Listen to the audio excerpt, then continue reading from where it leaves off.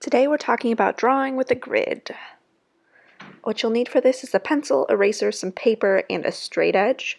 If you don't have a ruler, I am also going to be showing an alternative right now. So grab a thin piece of cardboard from your recycling and then cut a long piece. And then what you want to do after that is just fold it in half. And the side that you'll be drawing against for the straight side is the edge that's been folded because it will be more even than the cut pieces. But anyway, so first up, drawing a grid with a ruler. If you've got one, you're going to want to make sure you know where the 0 line is. On this ruler, it's not at the very end, but there is a line like a 1/4 of an inch in that is the 0 mark. And then from there, I'm lining up with the side of the paper and marking every 2 inches with my ruler. So marking at 2, 4, 6, and so on all the way across horizontally.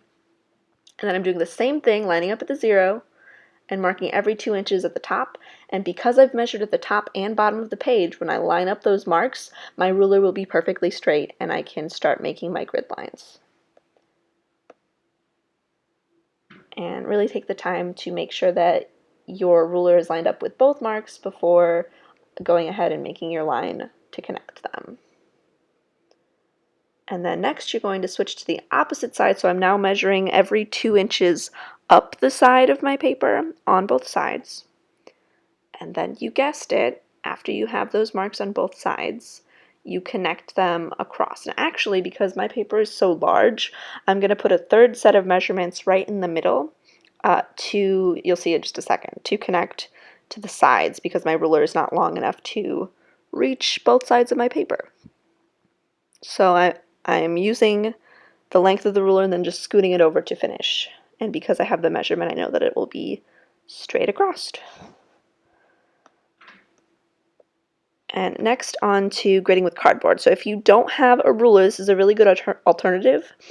Grab that piece of cardboard that we folded over earlier. You're lining it up again with the side of the paper. And then instead of measuring, you're just lining up the piece of cardboard with the new line every time so that each of these little spaces will be the same size. It's okay that it's not exactly 1 inch because the measurement doesn't matter. It just matters that it's the same distance every time. So this actually was a little bit faster than doing it with the ruler, so don't worry if you don't have a ruler, this works just as well. Because like I said, it doesn't matter that it's an inch, it matters that each of the boxes is a square, so the same measurement on both sides.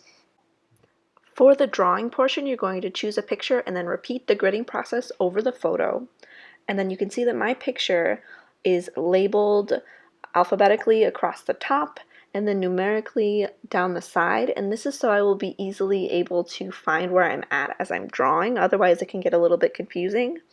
And it's also a good way to plan out which part of the picture is actually going to fit on your paper. You might have enough space for the whole photo, or in my case, I'm enlarging it so I didn't have quite enough space, and by labeling it I was able to plan out like which areas of the picture I'm actually going to be drawing.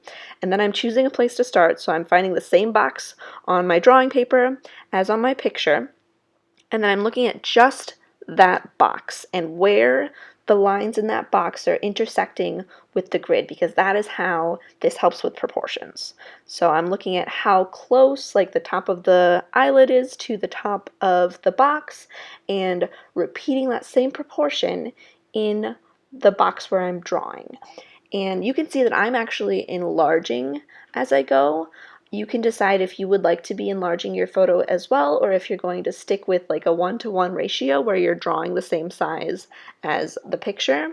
Either way though, you're going to pay attention to proportion. So as I'm drawing this line, I'm keeping in mind that it looks like it stays pretty low to the bottom of my square, and it comes over like 2/3 of the way towards the next box, and then it arches up and comes up about almost halfway into the square. And by paying attention to like half of the box and 1/3 of the box, like you'll be able to get the proportions more accurate than you would without the grid. And this is just an exercise to start to train your brain to see proportions in reference pictures and then repeat those same proportions when you're drawing. So use the grid as a tool. It's supposed to be able to help you get proportions very accurate. Another thing to pay attention to is the space around the shape you're actually drawing. So as I'm adding this line into my E box, I'm paying attention to above the little cheek or whatever that is on my crocodile, there's like a triangle of space, and I'm getting that same triangle of space in the upper corner of my e-box of my drawing. This is something that I think it's easier to watch than to listen and hear my explanation. So just take a moment and watch what I'm doing, and know that as I'm drawing, I'm paying attention to how close the lines are to the bottom of the box, where it intersects with the side of the next box, and how much space that shape takes up in the F box. And as I'm thinking about these things, I'm drawing and looking back and forth.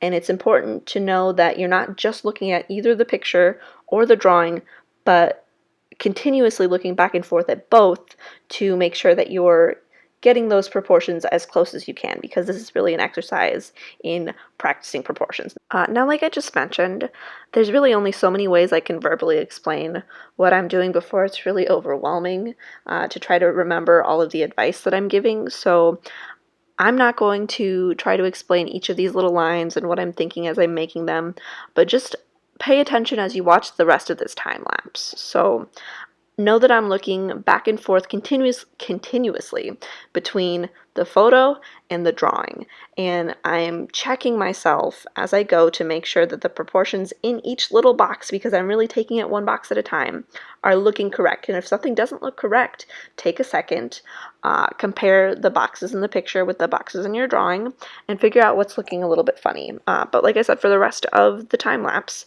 just watch what I'm doing, and it might actually be helpful to pretend that you're the one drawing. So check my proportions, try to figure out what I'm looking at as I'm drawing, continuously look back and forth and check it for me, because honestly, it's not perfect, and try to figure out what's accurate, what's not, what would you change, and just enjoy the rest of the time lapse. It's just another minute here, and then you're going to be ready to think about doing this for yourself.